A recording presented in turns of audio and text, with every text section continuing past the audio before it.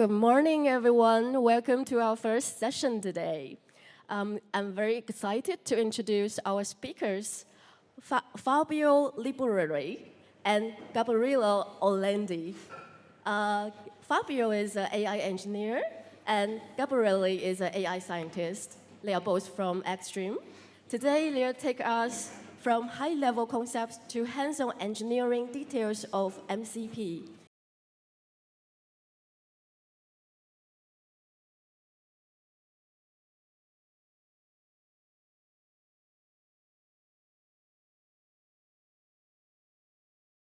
Hi, guys. So, if you've been following the AI hype in the latest years, you know that, up until like a couple years ago, RAGs were all the rage, and nowadays it's all about agents. So everybody wants their AI to do stuff, and that's why we are here today. But first, let's remind ourselves of actually what an LLM is, which is just a function that takes text as input and has text as output. So not really what you would think of as an agent. And so as with many things in AI, we actually need to build stuff around LLMs to make them do what we actually want them to do, which is not at all what they were natively supposed to do, right? So this is what it's all about. The two main things that we want our LLMs to do are these, so access proprietary knowledge, which is what RAGs are for, and perform actions. We solved the first one. OK, I don't care about it today, but it's still kind of an open problem to actually make them do the second one. Today, we will talk about something that it's a great step forward, to actually achieve this goal. But first, I want Fabio to show us what would we have done like a year ago to build an agent, to make our AI do something. So before talking about MCP, let's just see like the old school kind of way.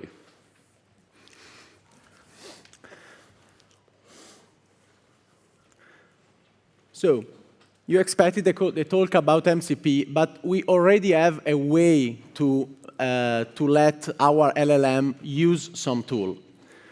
So let's imagine that I want to build a weather app, classical demo example. And I want to build an AI application that must interact with weather. And so I define some function that, thank God, exists open weather map that give us the weather, the current weather, a forecast of the following days of weather. And the last function is get sun times, so at what time the sun rises and what time the sun sets. So I've written this function, this Python function, and I want to build this little AI application. This is just a Python script. So here I have my system prompt. You are a helpful assistant that can get weather information. At what time is the sunset in Milan? This is a user question. The first thing that I need to do is find a way to give to my LLM knowledge about which function can call. So here I'm telling my OpenAI in this case, look, there is this function that is called get current weather. The parameters are the city name, the location, and so on. Again, you have a get weather forecast that gives you the daily forecast for a city. And you have two parameters, the location and the number of days that you want to forecast. Same for the get sometimes. Now I'm using the OpenAI client, and I'm telling, OK, use GPT-4o. This is the message of before, so the system message and the question of the user. And this is the tool. Of course, I'm using specifically what OpenAI asked me to do to integrate this tool. So this is something specific for OpenAI. OpenAI reply me, look, I have this question, and I want to use a specific tool. I will call the tool, so with the parameter that OpenAI give me and the tool name that OpenAI give me. This tool gives me a result. Tomorrow in Milan will be cloudy. Tomorrow in Amsterdam will be sunny. I add the message to my message list, and I call again OpenAI for having a natural language final response. Let's try this.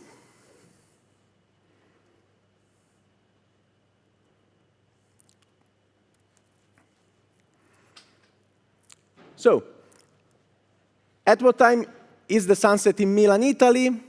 Assistant is calling get some times, location Milan, Italy. So the first call of LLM understood that this is the tool that must use, and this is the location that I want to know as a user. The function call return sunrise at 7 in the morning and 7 p.m. in the night, sunrise and sunset. And this is the OpenAI real query call. And the final iteration is that the assistant used the response to reply. This is something that we did until yesterday, but Emanuele, our beloved manager, come to me and say, okay, we don't want to use OpenAI, we want to use Gemini. Okay, we don't want to use OpenAI weather, we want to use another weather streaming forecast. So I must change all the code of OpenAI, because probably Gemini have another way to integrate tools or whatever, another LLM have another way, OpenAI has another way of calling a tool. So there is a way to solve this, Gabriele. Maybe. Let's see. Could you tell us? Let's see what's going to happen. I hope. Yeah, so this is like a diagram of the flow of the code that Fabio showed us. It's perfectly fine. We built an agent, we gave him a tool, and he performed an action, which is great. But as Fabio was telling us with his real-life example, this is not so feasible on large scale, right? This code was highly dependent, was highly coupled to both the OpenAI service and the weather service. And here is where MCP comes to our help. So this, again, on this side, we had the situation as Fabio coded it. So you need to actually code each connection between your LLM service and your application service or whatever. It can be an API, a database connection, whatever. And this kind of blows up really easily. It's like n times n integration, meaning that if you have n LLMs and m services, you have to code each pair, basically. MCP is a way to centralize these connections. So it's like a hub. If you code using MCP, then you only have to code once for each service, for each LLM, and then everything comes together really nicely. And so it's really important to notice that MCP stands for Model Context Protocol. So in actuality, it is just a protocol. It is a set of instructions. There's no component called MCP. So this diagram is kind of metaphorical. Like we don't have a huge MCP thing that GPT is connected to. I will actually explain the actual MCP components in a bit. But this is a nice way to really understand why we needed to introduce it. From the actual page in Anthropic documentation, they actually introduced MCP to the world like a year ago. I wanted to use their words because they're better than mine. So MCP is an open protocol that standardizes how applications provide context to LLM. And this nice metaphor of a USB-C port for AI application, meaning that you use USB-C for transferring energy and information throughout thousands of devices. And this is kind of the idea just for LLMs and services, which may be whatever. This is actually a neat idea, but not at all a new one. It's a neat, simple concept of having a hub that helps you reduce down the complexity of integrations. If you know something about language server protocol, it was introduced for exactly the same reason, only for IDEs or code editors and language and programming languages. So if you wanted your IDEs to be able to work on your code, overrun it, formatting, completions. You needed to implement this functionality for each programming language, but then they introduced LSP, and now you don't need to do that anymore. And exactly in the same way, Model Context Protocol works. Now the two elements on the two sides of this hub are what we call servers and clients. So servers are the one that actually offer the services. So for example, I don't know, the Notion server may expose the functionalities to work with the Notion APIs. And the clients are the pieces of codes, are the programs that whose main purpose is to connect to the server, to latch on to the server, and to facilitate this stream of communication. So on the other side of the client, you will have an LLM and your actual application, and the client will latch on to the server and help streamline this communication in a way that we will see in a bit. Going into a bit more detail, this is what a simple local configuration may work. So local meaning, like, imagine it's all on your machine. You've got your host, which can be like an IDE with MCP functionalities like cursor, Cloud Code. It can be like the Cloud Desktop app. And these have inside them, like, embedded the potential to instantiate a what's called an MCP client. And the MCP clients can then connect to a local server in this case. And inside the server, you provide the resources, so the tools in this case. This is a pretty generic picture because it's really, you can do really anything with it. What's between the client and the server is what's called the transport layer, which is like, again, another conceptual way to think about how they communicate. It's standard input-output because it's local, so you can imagine like the two applications communicating on your machine. A bit more realistic, a bit more advanced, a bit more modern. Nowadays, the main service providers, API providers, have their own MCP server. And so why not use them? You know, they're state-of-the-art. You don't have to host them. They get updated automatically. I mean, unless you have some security concerns or you have to access some resources on your computer, you just use a remote server. And so it works a bit like this. What happens is that you instantiate a client for each server so that they can be interlocked, you know?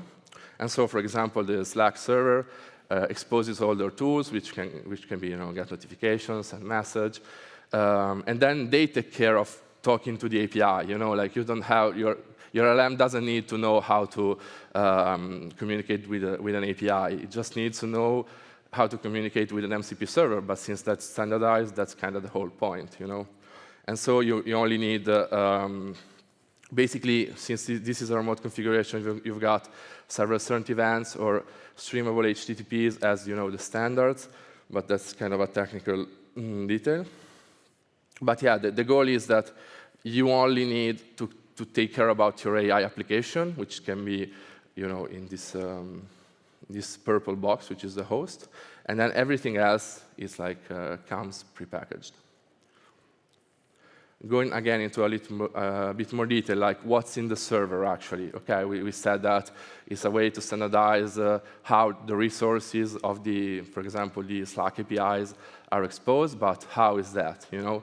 So the primitives, or like the concepts that Anthropic decide to put forward, are three. The tools, which coincide with the tool that Fabio used before, like an actual tool, a function, for example, that can be called to call an API. And these are the main ones. As you can see under the text tools, it says model controlled, because the idea is that your LLM controls them, of course. But then you've got also a thing called resources and a thing called prompts. And those are like either application or user controlled, meaning that they're not meant for the LLM to use, but they are meant for your AI application to use if you deem it necessary. So for example, a resource can be like a file, a database records, like for example, well, I don't know, I don't have an example that comes to mind. And a prompt can be like a pre-packaged text with some blanks inside that the server may provide to you to facilitate your application. So for example, the weather server may have a prompt that already says, what's the weather like in blank? And then you can use that prompt. So the application can use the prompt to show it to the user, and the user can fill in the blank, and then you can use that prompt for your LLM. So it's like nice little add-ons that make the package more complete. So what about the client, right? So the server, I think high concept is pretty clear what it does, but the client, I've only said that it like latches on to the server. So is it like only a connection? Well, actually, you can provide a bit more functionality to the client. So for example, you have sampling, which is, I promise you, simpler than this diagram looks like. So sampling is just a way to allow your MCP server to access your LLM. So for example, traveling agent, like booking.com, may have an MCP server, which allows you to book a holiday, and their server could maybe ask to use your LLM because they want to get some information from you, like what time of the year do you prefer to travel? So the booking.com may have decided that they want the server to ask you this to make your journey more customized, I don't know. And so the client allows this kind of back communication. So it allows the server to ask to the client itself, let me talk to the LLM, please. Of course, there's always like a user control in the middle. There's a lot of like security, sandboxing. You can give restricted access to all the resources in the server, so you don't have to be afraid that the server is talking to your computer behind your back, but it's really a pretty useful feature. Then there's the elicitation, which is a similar example. In elicitation, you've got your server that really wants to talk to you, the user. So, for example, the travel booking agent may ask the user, like, where do you like to go, for example, which is kind of working the same way. And then finally, another pretty simple one is what's called routes, which is just a list of paths that you can communicate, that the client can tell the server, like, you have to stay within these boundaries. So for example, the client may tell the server, like, here's my calendar, here's the calendar of the user, you can use it, you can read when the user has, holidays, so you can suggest a holiday in that month, for example, which, again, is another security measure because you can sandbox, really, the space that the server is allowed to look into. So maybe a more common example for most of us is the GitHub MCP server. So let's look at this flow for a moment. My application wants to be able to create a PR. So the first thing we do is, like, the user is signaling to the application, I want to create a PR.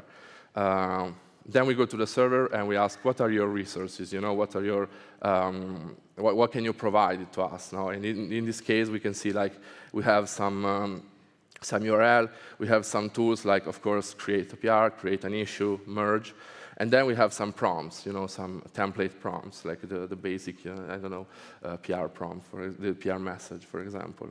And then it's a kind of a back and forth, So again, this is like a remote server, so you've got HTTP connection between the client and the server, and it's like the server gives me the tools and the resources, and then the application / the user, depending on how you code your AI application, they come together and then decide, okay, I want this PR with this message thanks to the functionalities of the server, and then this comes together pretty nicely in the last point, where it is the server itself that actually executes the PR creation by calling the GitHub API, so that your LLM doesn't need to know how the hell do these APIs work. So I've given you like a high-level picture. Now Fabio will show you in more detail what actually we're talking about. So over to you. Demo again. All right. So let's say that I want to do the same thing as before, so an AI application that interacts with weather and give me some information about the weather. Unfortunately, Open Weather Map doesn't give us a MCP server. They didn't implement it yet. And so we must write our own local server. So I don't need to to build the protocol because Anthropic give us a useful SDK, and I can use this class that is called a FastMCP. FastMCP is the quicker way to build an MCP server, a simple MCP server. So what I'm doing here, I'm building an MCP server called weather server, and I have a list of tools. Note that the function is a simple Python function as before. It's the same function as before. The only thing I must do is decorate with mcp.toolDecorator and give a name to my decorator, get current weather. I do the same with all the tools that I have. So get weather forecast, mcp.toolDecorator, get weather forecast, get sometimes, again, a new decorator. MCP give me another possibility. I can have resources.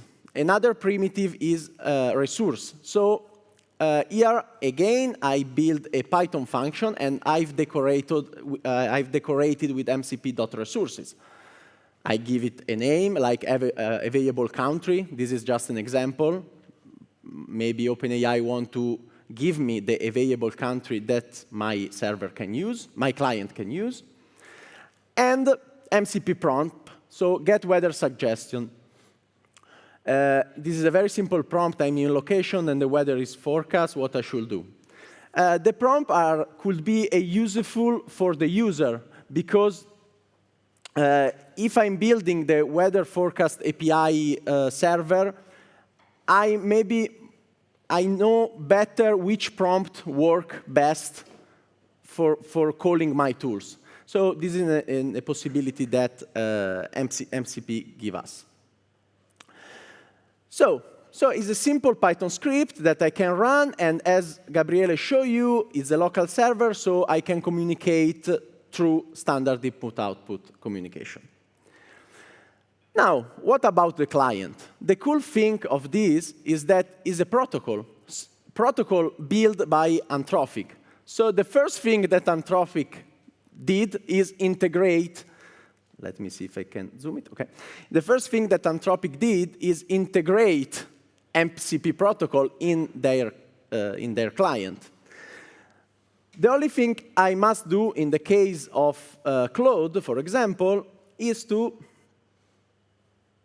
it's not super zoom out, but add this file in the configuration of MCP. So here I'm saying, look, there is this MCP server called weather server. You can run it using UV, run user Fabio Lipreri. This is my Python file path.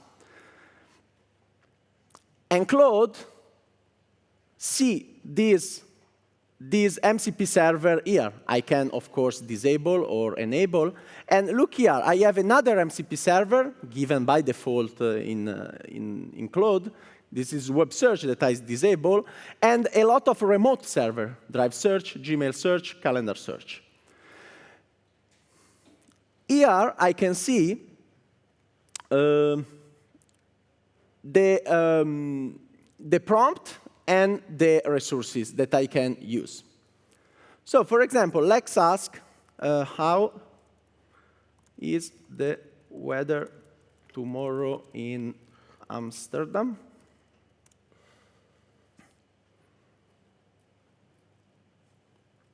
I check the weather forecast for Amsterdam. So using my server, Claude, get weather forecast, understood that must call the get weather forecast tool with this parameter, days 1, the location that is Amsterdam, Claude call it the tool, and give me some response, forecast, date, min, max temperature, and so on, and give a natural language response. I didn't write anything for the client. This is done because it's a protocol. I don't need to reinvent the USB-C because it's a protocol. Every computer builder knows how to build a USB-C port, so I can integrate it. But I want to show also what if I am the host builder, I am the cloud developer, for example. So I did another small example. So I built my own weather client. So this is just an example, cool AI application. I want to build a little chatbot, a small chatbot that use MCP. So what I need to do, this is to show you also what, for example, Claude did under the hood. So connect to the server. Here I have this function that pass a server script path, and I do the same that Claude did. So I use a Python command to run the server. So our client must run our local server. We are talking about local server right now. I build a bidirectional communication between the client and the server using standard input-output communication. This is all given by the client section class given by MCP SDK, and I initialize the session. So now server and client are communicating. Again, I don't have to know which tool my server is. I don't have to build some strange dictionary to pass to OpenAI. I need just to call a list tool, and I have a list of tool, list prompt. I have a list of prompt. This is, of course, under the hood, the client session library call the JSON protocol with the server, and they can communicate. So now, process the query. What I'm doing here, I want to process a user query. So, OK, give me the list of tools that I can use. I can build an available tool list. I pass to OpenAI. For every tool called, I call, using call tool from MCP, my tool. And again, I call again OpenAI to give the final response. Here is just boilerplate code to have a loop and to build a demo. So let's try this.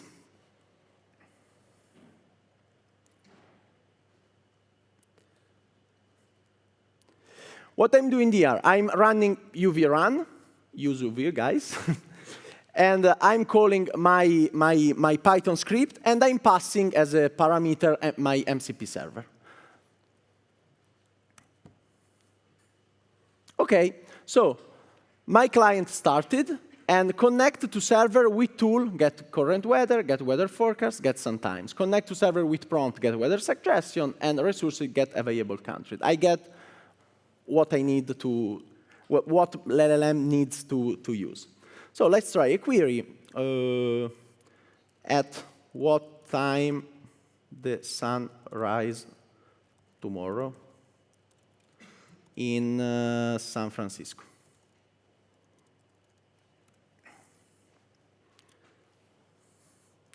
OK, we have here the response. But what is interesting is that MCP client and MCP server communicated, and a get sometimes function is called with a proper parameter, and we have the response. I can do also more complex query, like, for example, it is hotter in Milan or Amsterdam, because I'm Italian and I miss the sun of Milan. So here, two tools are called, and our LLM can give us a response. So it's slightly hotter in Milan.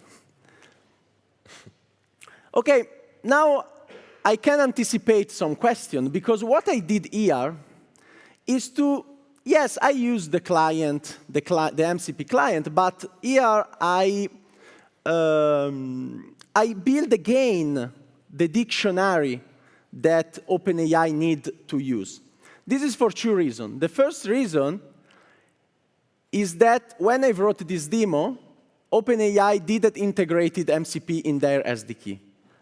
Now, in the new SDK, OpenAI integrated MCP. So you don't have, you just need to pass the path of the server to here, in here, and OpenAI manage MCP communication with their SDK. So this is a Lipreri. But the cool thing is that I use listtool, a lot of function that MCP give to me. So basically, I use the protocol. So what if I want to connect? I want to connect another server to this. For example, let's say that I want to have another mock server, of course. This is a simple server that I built that have a single tool that is called give me a virtual hug, that given a name, return this like sentence, I'm giving you a virtual hug. So I can run again my client, but instead of passing my weather server, I can pass my MCP server mock, so this new server. Without changing anything in my client, I can ask question about the new MCP server. So Gabriele is stressed for this talk. Could you give him an hug?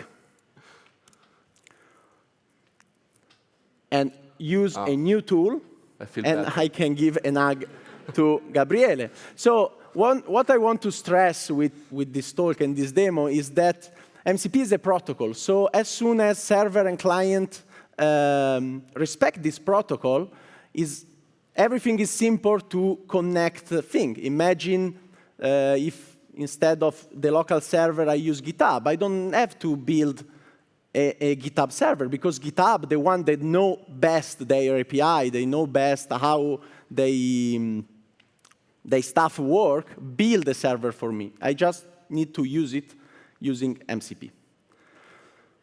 So I give the word back to the guys Agad.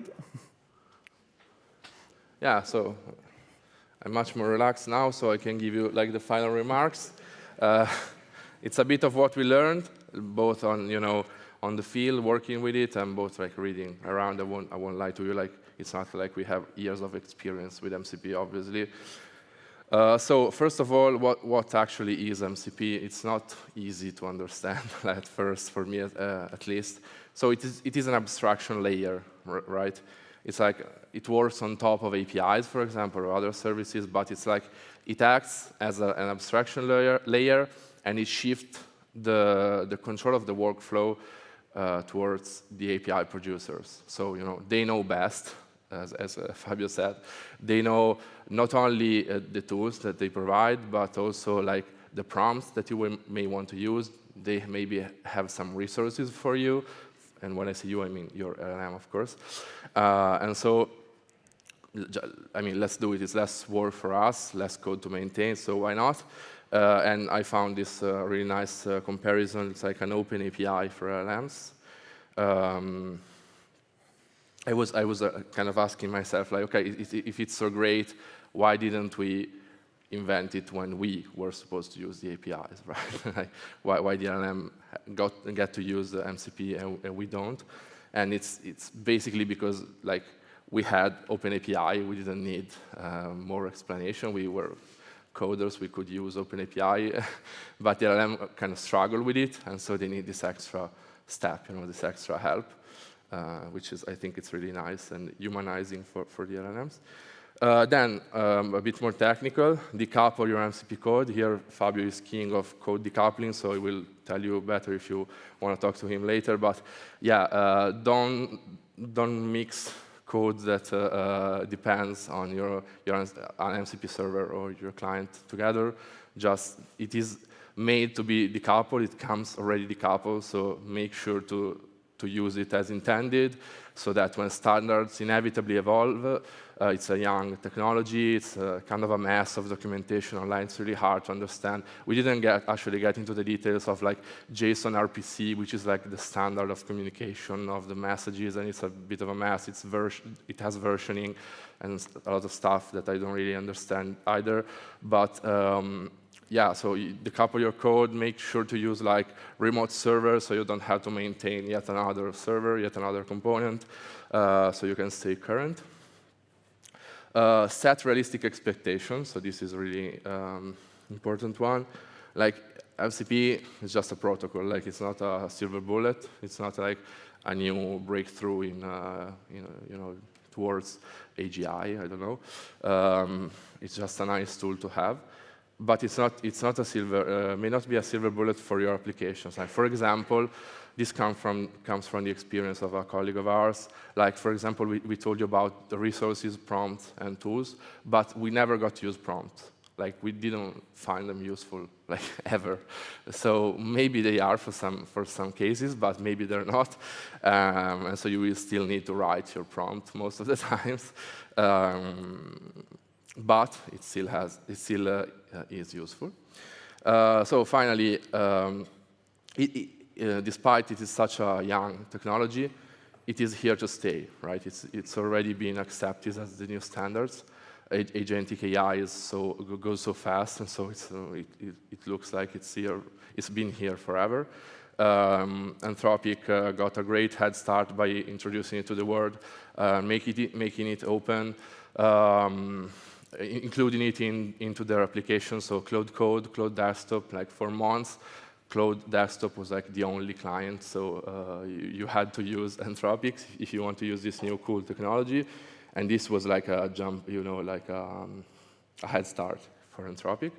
And I really appreciated that they make it open, but it was kind of a selfish move in our opinion because it got them a head start.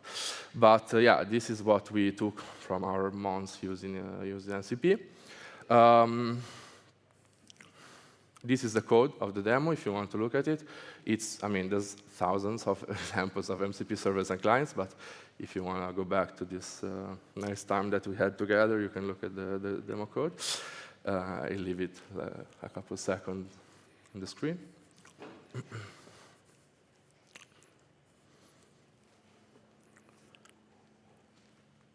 And finally, of course, if you later you can find us. We're staying here for the day, so you can ask us again.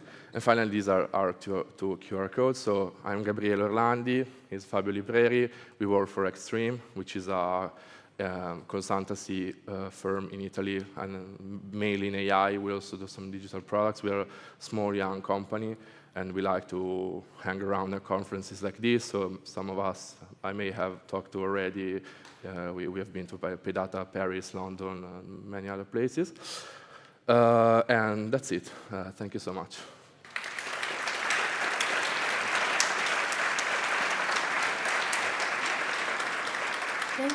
Thank you for the nice talks. Now is the time for questions. Yeah, I see your question here. Sorry, two questions. One, in your demo, I didn't see the doc strings for your tool, so I was wondering like how the LLM could figure out like what these functions are doing, but maybe it's doing something under the hood. It's not really a great question. The second question was about like the control of the flow. The client is communicating with the server is communicating with the client, and there's not like a lot of human involvement going on, like the request you made with Milan and Amsterdam. Could you talk more about your experience with how you set permissions or like set access control for how the client and the server communicate with each other? Yes. So about access control, let me just take this because I studied. Yeah. So yeah, you can actually. So the access control is really fine-grained. So like within the same server, you can say stuff like this tool only this user can use, or like this tool can be used like up to 10 times a day. So that's like usage limits, rate limits, and stuff like that, which we found is really maybe one of the key components. So I'm sorry if we didn't go through the security section, but we feel like that is one of the main advantages of using MCP servers, and especially remote MCP servers, which may sound, I think I said like it sounds scary to let control of your application to an MCP server, but it's all really neatly thought out. So that's it. About the doxing, I don't think it's a bad question, but I don't think it's a really tricky question because we actually struggled a little bit like in the days to understand like who does what. Like let me just go back to this slide here. This little like model controlled, application controlled beneath the definitions, and user controlled. This is really tricky because the only obvious thing is that tools are model controlled, to me. I mean, to me, this is the obvious thing, because that's the main goal of MCP. But then resources and prompts are not model controlled. So like, why are they in an MCP server, which is aimed to LLMs, if we have to take care of using them? And the way I think of it, it's like an add-on. It's like a nice extra thing to have. You know, like I have an application that provides the weather to our users, but the weather MCP server already knows that my user will need to provide their location, for example. So I don't need to write the code for asking the location. I can just call the pre-packaged prompt, and I can just use that. Of course, it's not really a breakthrough, as we said, but this is also a toy example. So I don't know, in GitHub it's so complex, like it handles Git, which is a really complex system. So there may be some functionalities that I don't know very well, so I can use the resources to have myself write my application. Do you want to add something, or maybe show the docstring part? Yeah, the docs. Yeah. Probably the point of docstring is that, yes, it's missing, and probably the LLM understand so good because it's a very simple example. So get current weather, understand that if I ask. Probably if I give some more complex question, I agree with you that maybe adding a longer description or a docstring and so on will be helpful. And you can do it, of course. It was just for the demo purpose. We actually have a hidden, you unlocked a hidden DLC of our presentation. We had this like the description of the JSON RPC, which is the way that these messages go through the transport layer. And you can see that the description is key, right? It's name, description, schema. You need to do that. Yeah, maybe we didn't do it. Yeah, probably in the demo I missed the description. Yeah. So you use just the name. So yeah, by the way, this is the idea. You get this JSON with all the necessary information, and it goes back and forth. So you get back the response with location units, and it's a pretty simple one, to be honest. But yeah. Yeah, we hidden this because too much JSON. Too much. Thank you. Let's go for the next one. Thank you very much. Great presentation, great demo. I was wondering, do you have any suggestions for MCP orchestration? So let's say I create several MCP servers locally. Maybe I downloaded one from a GitHub repo, or I'm using the GitHub MCP server, so I want to combine this into my LLM. How would you suggest orchestrating this? How would you suggest? I didn't get the question, sorry. How would we suggest what? So maybe let me give an example. A light LLM is a service that you could use in between the end user, so a chat interface, and, for example, different models. So you have different models, OpenAI, Gemini, etc. Light LLM is like an adapter or a service where you could, it's a gateway. And maybe there is also this gateway for MCP servers, where I could just say, oh, I have this LLM that's useful for weather and other applications. I just give it all these MCPs, and it can just work with them. So turn them on and off in a seamless manner. So you could orchestrate them. Maybe like a Kubernetes cluster, where you can just turn microservices on and off again. Maybe you have some suggestions for this? Yeah. So the point of MCP is that is a new technology. So the best what I'm going to tell you probably is not the best practice, because in general the best practice are not clear to us too. And reading the documentation, reading the example. Also for preparing this talk, I read a lot of example of client, of server. What if I have multiple server? What if? And a lot of people do a lot of different things. So what I saw is that right now most of the people, most of the example that I saw, they basically read all the server, and they read all the tool of the server, all the resources of the server, all the prompt of all server, and put it all together and give to the LLM. And so the LLM can choose. But I don't know if this is the best practice. Right now, for what I saw, is the best practice. So everyone do this. I don't know. It's a very good question. So maybe it's still also... It's still on... Sorry? It's open. Maybe it's still an open topic on this. Yeah. I've used an MCP gateway, by the way. It's definitely a thing. When you have many applications and many servers, and you want, like, you have I don't know, you're in a big company, you have business units, and you want the business units to write their own agents, but of course, they only need to stay in their lane, you know? So yeah, I've seen using a MCP gateway, definitely. Thanks. Yes, other questions? Yeah, here. We do have enough time, another 5 minutes. Prepare thinking your questions. Yeah? Hi, thank you for diving into this topic. It's definitely something I've been hearing a lot about, and I struggle to really understand. You touched on something at the end, which is really where I struggle the most, which is the Open API spec. You said, like, oh, why didn't we have MCP and we had to deal with the Open API spec? But I think of it the other way. It's like, why do we need MCP? We have Open API spec, and like, instead of like having this first call, which now has tools and resources, and you say OpenAPI has now made it, it's a single call to a URL, you could make a single call to the index of your Swagger API, and that could be provided to the LLM, together with a very generic tool that just can call REST endpoints of a Swagger API. Wouldn't that end up achieving the same with the major benefit that the MCP server providers don't have to build two things? A Swagger API and an MCP server. And so they only have to build one thing, and they can put twice the effort in there, make it twice as good. Wouldn't that just be a better situation? Good question.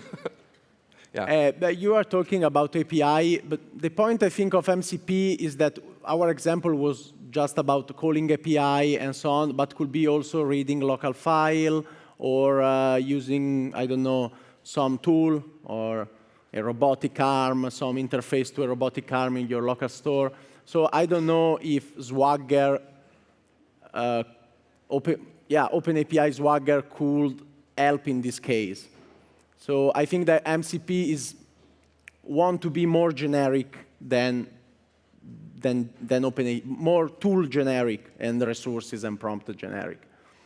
I don't know if I replied to your question, but some level, I still feel like we could extend these OpenAPI spec to also have an extension in that domain, and at least not change the networking side of it, because it exists and it's not always executed very well, but it could just be improved. It's a very good point, and I don't know why.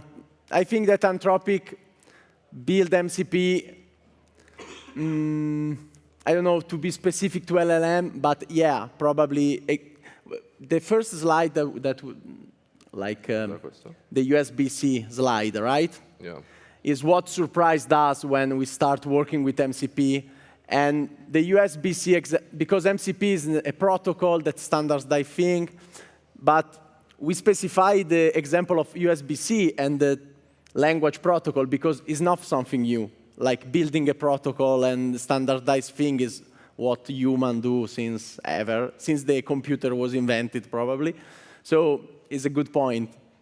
But MCP exists, so... It's definitely a good LinkedIn post. Like, yeah, it's a very good LinkedIn post. Yeah, exactly. I could see myself reading that. I don't know. It's an interesting question. I cannot answer. But we can talk better in front of a coffee. Good question. OK, other questions? Maybe on the left. Yeah. Thank you. So if my MCP server has like 20 resources, 20 files, how LLM would know when to use them? OK, so let me just go back to the definition. So ideally, if you have some resources from your MCP server, you as the application, as the one who developed the application, you should be the one to decide which one to use and which one to pass to your LLM, right? So when this says like resources are application controlled, this is what that means. Like oftentimes, like it's like you decide what your LLM sees and what your LLM uses. So the tool is the final goal for the LLM to use. The resources and the prompts are like some extra stuff. I reckon you could definitely pass the list of the resources to your LLM, but this is not for what they're for specifically. I give you an example that probably clarify this. So resources are application control. So and you can use whatever you want. But the classical example is on GitHub. Let's say you want to build a little tool that write a PR description, that open a PR for you. So you open a PR, and you want to use a GitHub MCP server. So what you can do is ask MCP server for resources, and resources in this case are the open branches, all the branches, and the MCP server tell you, okay, these are the branches, and you integrate in your application the list of branches when the user can select. So that's what it means application control. So you decide how to use these resources. So you give a list of resources to the user select the PR on where you want to open the PR, and there is a tool, there is a prompt that give MCP server to you that is specific to writing a good PR. So you are a super software engineer and you are opening a PR. You use this prompt to call the LLM and write a PR. That is like a use case. The point of resources prompt is not model controlled.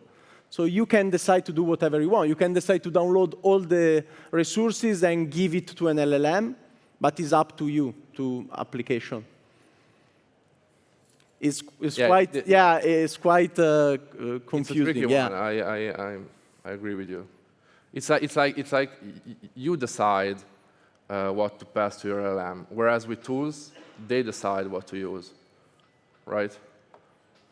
Like the LLM decides to use a tool to read from a database, for example, but you decide, I don't know, some other thing that the LLM needs to know, for example. For example, the list of branches. So the resources are loaded into context on the startup, right? Sorry, can you speak into the mic? We run out of time. Oh. You have more questions and want to let's talk. Please reach out to the speakers. Yes. Yeah. Let's give them another round of applause. Thank you. We also provide gifts for you guys.